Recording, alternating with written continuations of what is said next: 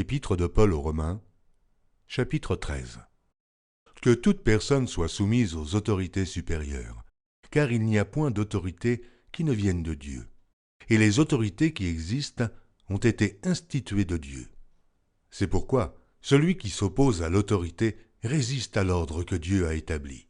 Et ceux qui résistent attireront une condamnation sur eux-mêmes. Ce n'est pas pour une bonne action, c'est pour une mauvaise que les magistrats sont à redouter. Veux-tu ne pas craindre l'autorité, fais le bien, et tu auras son approbation. Le magistrat est serviteur de Dieu pour ton bien.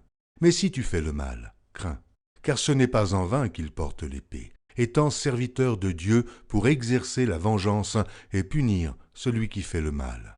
Il est donc nécessaire d'être soumis, non seulement par crainte de la punition, mais encore par motif de conscience. C'est aussi pour cela que vous payez les impôts, car les magistrats sont des ministres de Dieu, entièrement appliqués à cette fonction. Rendez à tous ce qui leur est dû, l'impôt à qui vous devez l'impôt, le tribut à qui vous devez le tribut, la crainte à qui vous devez la crainte, l'honneur à qui vous devez l'honneur. Ne devez rien à personne, si ce n'est de vous aimer les uns les autres, car celui qui aime les autres a accompli la loi.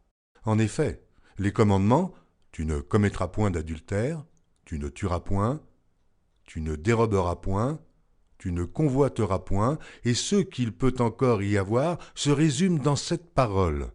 Tu aimeras ton prochain comme toi-même. L'amour ne fait point de mal au prochain. L'amour est donc l'accomplissement de la loi. Cela importe d'autant plus que vous savez en quel temps nous sommes. C'est l'heure de vous réveiller enfin du sommeil. Car maintenant, le salut est plus près de nous que lorsque nous avons cru. La nuit est avancée, le jour approche. Dépouillons-nous donc des œuvres des ténèbres et revêtons les armes de la lumière. Marchons honnêtement, comme en plein jour, loin des excès et de l'ivrognerie, de la luxure et de l'impudicité, des querelles et des jalousies. Mais revêtez-vous du Seigneur Jésus-Christ, et n'ayez pas soin de la chair pour en satisfaire les convoitises.